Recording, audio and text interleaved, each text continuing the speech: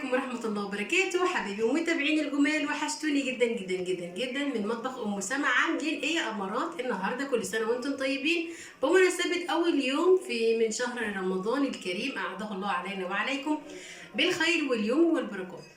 حبايبي اللي وحشوني جدا جدا، وحشتني كومنتاتكم وتعليقاتكم الحلوه اللي بتعجبني. كل سنه وحضراتكم طيبين. الراعي الرسمي النهارده في كل البيوت محشي وذكر بط. ده في كل البيوت هتلاقي كده اكله مميزه بالنسبه للمصريين، معروف طبعا هم بيعملوا محشي وبط في اول يوم في رمضان. كل سنه وانتم طيبين. تعالوا بقى اوريكم التكات بتاعتنا والحركات بتاعتنا وعملنا ايه وايه التظبيطات اللي عملناها. يلا بينا. كل سنة وحضراتكم بألف خير وصحة وسلامة يا حلوين. تعالوا نشوف أول حاجة عملناها. ادي محشي الكرنب كده ملفوف بالواحدة. طبعا ما بحبش الرز يكون ظاهر منه خالص، كده مرصوص ونضيف. كمان عملنا محشي ورق العنب. انا بصراحة كنت ما حطيتوش في الحلة ليه على طول يا ام سما. بصراحة كنت ناوية اعمل لحمة جنب المحشي، بس الولاد حبوا عايزين بط معاهم، فكنت بسوي يعني لو انا هعمله بسوي اللحمه يعني اكتر من نص سوا، حوالي تلتين سوا كده، وبعدين ارصها في الحله. اعمل كده يعني اعمل كده حلقات طماطم بصل شطه اي حاجه انت عايزه تحطيها، وبعد كده احط اللحمه، وبعد كده انزل بال ورق العنب ارصه كده. هنرصه برده مع بعض بالواحده زي ما انتم شايفين كده، ملفوف ومية مية. الصبع الواحد يسافر السعودية ويرجع لي تاني.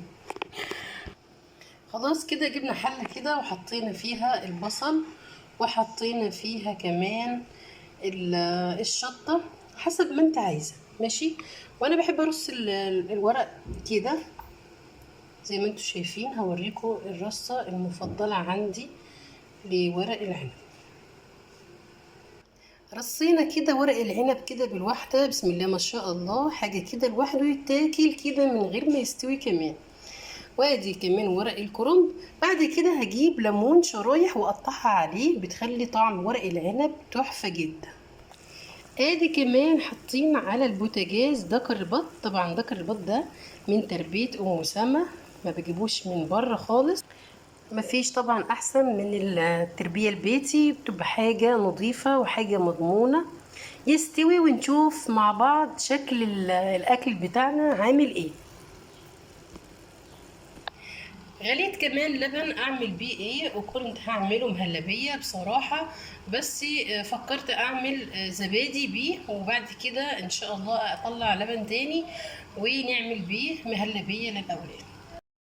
كده يا حلوين، ادي شكل الدكر بتاعنا بعد ما خرج من الفرن. اللون الحلو الجميل ده. حطينا معلقه من الصلصه ومعلقه من السمن البلدي، بصراحه شكله تحفه تحفه تحفه جدا. جهزنا كمان العصير بتاعنا والسلطه. وبمناسبه الكاسات الحلوه الجميله دي، جايالي هديه في عيد الام من ست ام رحمه، وست اطباق من الاركوبال تحفه جدا تحفه جدا جدا جدا من عند الاستاذ ابراهيم ابو رجاله، وسعرهم حنين قوي وبصراحه تحفه. كل سنه وانت طيبه يا ست ام رحمه، ورمضان كريم علينا وعليك يا ست الكل. عملنا كمان السلطه بتاعتنا. نجهز بقى ونشوف ايه اللي مطلوب تاني. وادي شكل الزيتون بتاعنا تحفه جدا، بالف هنا وشفا يا حبايبي. كمان يا حلوين ما ننساش التمر بتاعنا. عملنا كمان يا حلوين الزبادي بنفس الطريقة زي ما انتوا شايفين كده، بسم الله ما شاء الله. معايا ده حوالي كيلو وربع من الزبادي. هحط عليها اضيف عليها مية سخنة واولع الفرن يدفى، اغطي عليها وادخلها الفرن. وده كان يا حلوين الشكل الخطير بتاعنا بتاع ورق العنب. تحفة جدا جدا جدا، المنظر لوحده حكاية. كمان شكل المحشي الكرنب، الله الله الله الله على الجمال والريحة، خطير جدا جدا جدا. صوما مقبولا وافطارا شهيا. كل سنة وحضراتكم بألف خير وصحة وسلامة. وده كان الشكل النهائي بتاع السفرة بتاعتنا. الله الله الله على الجمال والتحفة جدا. فننوا كده يا جماعة في الأكل.